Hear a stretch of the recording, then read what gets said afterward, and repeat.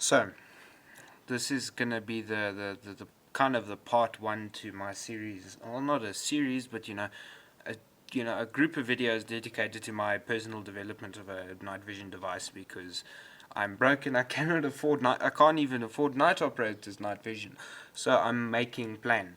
So this has a CCTV camera. Well, it's one of these doorbell cameras. It's pretty old. April 2008. So, but the thing is that this thing doesn't use network graphic, doesn't have any network graphics encoders or anything like that. It is literally a it's an analog signal, which is fine, which is actually, in terms of building these kinds of I can't say digital, well, because they are digital, because they use an encoder chip and everything to then send the video out to an output like to an output or a recording device like a VCR or something like that. It's it's but it doesn't it has a better output than, say, if I was to then modify a GoPro or an action camera, remove the IR filter and then use that as a night vision device, because that doesn't work because of the inherent lag, because it now then has to go into the because then it has to go from the sensor into an encoder into a CPU, and then through a graphics chip to a, well, all on one chip, because they use all in one chips. But you get my point.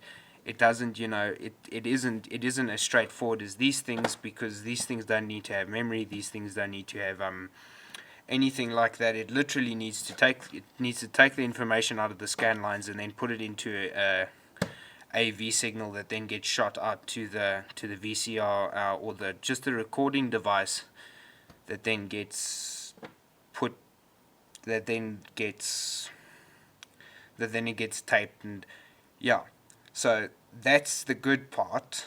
And I know that this is a night vision capable, well, this is an IR spectrum camera, because of these well, we know because it's got IR emitter diodes on it that then illuminate the area. So this would be in the ballpark of a Gen 0 setup, instead of a Gen 1 or minimum Gen 2, but TIA. So we've got to make a plan. So let me see if we can start getting this thing open tonight. I'm just gonna get the knife out. Let me choose which knife I'm going to use, because there's a sticker behind here that I would like to peel off nicely, so that I can then get the technical data, or at least the 12 volt 160 milliamps, so that I can remember that, so that when I put a power pack together, using LiPo, or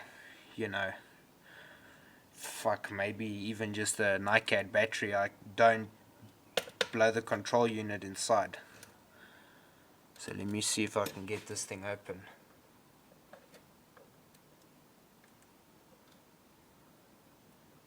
Because I can feel that there's a screw under there. So let me just cut that open. Doesn't have a serial number. It's a Korean camera, so I don't really need to worry much about the quality. I checked the company up, by using the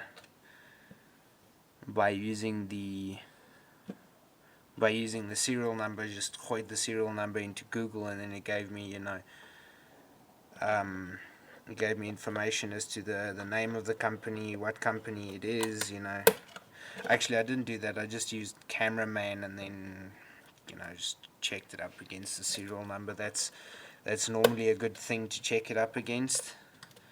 You don't check it up against because a lot of these older things don't have the same kind of online documentation that the other ones have. And that's always a bummer. But it's always good when I can actually find the company and verify what the sensor is, where the sensor comes from. Sensors fabricated in Korea, so it's not going to be a bad sensor. If this thing was a sensor made in, say, China in 2008, we would be looking at problems because it's, Chinese technology in 2008. The weird Xbox, NESs that are disguised as Xboxes. Who remembers that? And because this plastic's perished, I can literally take this mounting frame off. Can I? Well, shit. That's relatively good. It's good progress.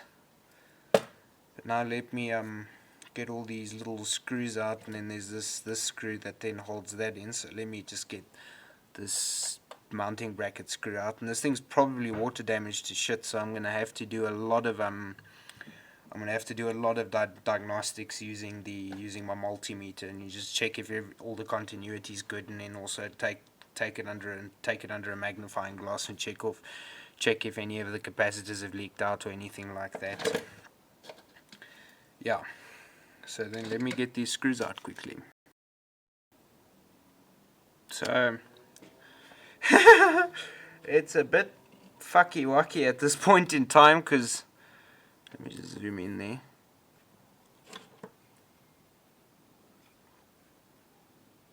Not a very good prognosis, but we've got red, black and yellow, so that does mean that the sensor is potentially relatively fine.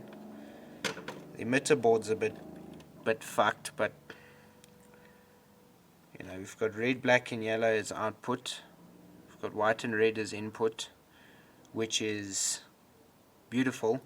And you can see it's just a normal, run-of-the-mill, just these things are even used in FPV drones and shit like that. The technology really isn't that much. It's probably a 1000 TVL, 1000 television lines, because analog signals like this run in television lines. So if you take this thing out and then plug it into your CRT TV, it's gonna give you 1000 television line signal, and you're gonna have to do all of that shit. But that's really not the problem. The problem is man. How fuck that dies.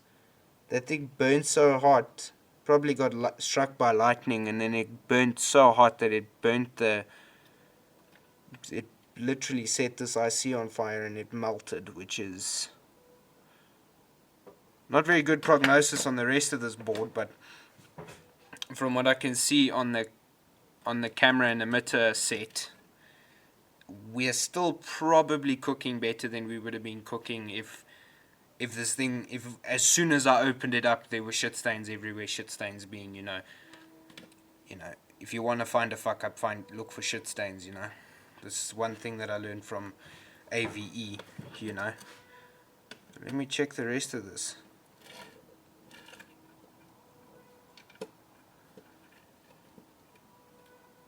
It's always like a little bit of a fuck up when you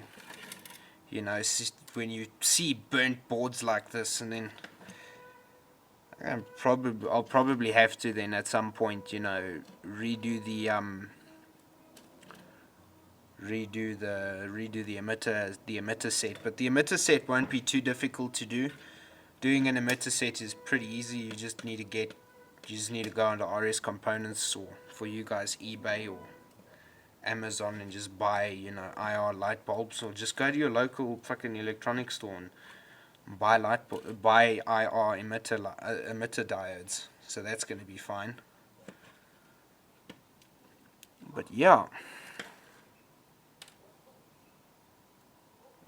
buy the emitter diodes before you also, just the thing about building this kind of night vision spooky shit, well, not night vision spooky shit, it's not spooky, it's literally legal to own practically everywhere. There are restrictions in some countries because some countries like their peace.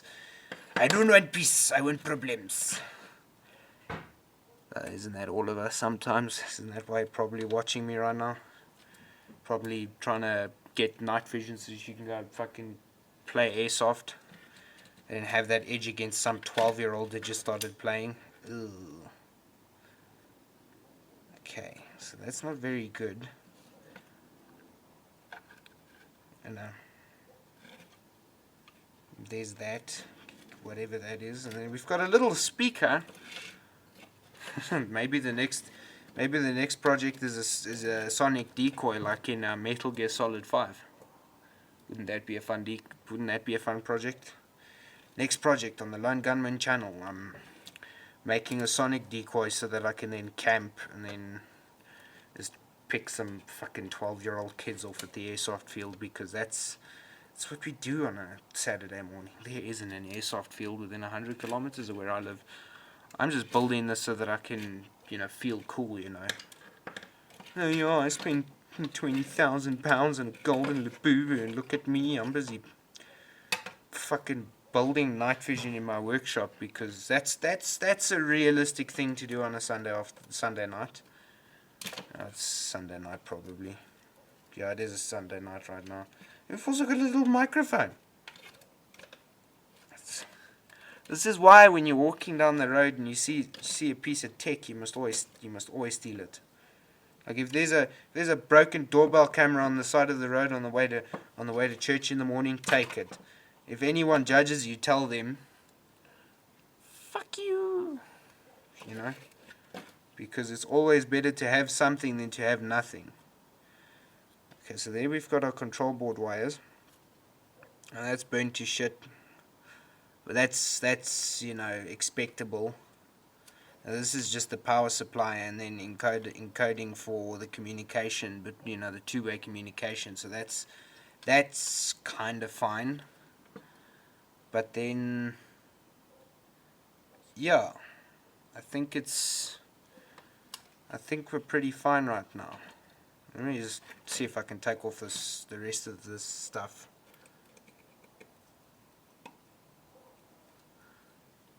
No screwdriver is ever big. If at first you don't succeed, use a bigger hammer. If at first I don't succeed with this thing, get one of those fucking pry bar fucking screwdrivers that we use on engine components and shit like that. Blow the fuck out of all these screws. Just destroy the living crap out of these screws. Yeah, probably take this to my local phone shop and ask them to check if it works, Because that's the thing that you need to understand, the importance of Pakistani phone shops. Phone repair shops in general, doesn't matter who owns them, it's just, you've got to always have a someone that that can do this shit, I'm a mechanical guy, working as a mechanic, but I'm still trying to learn this shit, and I'm still learning this shit. But yeah, I think that's the first part of this development series, pretty much done and dusted. The next video will be looking at display units that will then fit the objective lens that I've got lying around. But that's for later in the story of my personal development of night vision. The South African answer to the PVS-69: find some shit that a drug addict stole off the front of someone's house, and then build a potentially functioning night vision device. That sounds like something Danny Archer would talk about. TIA. The only three letters you need to know in Africa are T, I, and A. Then you're clear. T-I-A. Then you're clear for life, okay? If there's no water, TIA. No electricity, TIA. Fucking no Wi-Fi, TIA. TIA. Thing you need to learn. If any of the Americans that potentially are watching this video are interested in learning about Africa, you need to learn about TIA. Let me just pull these wires quickly.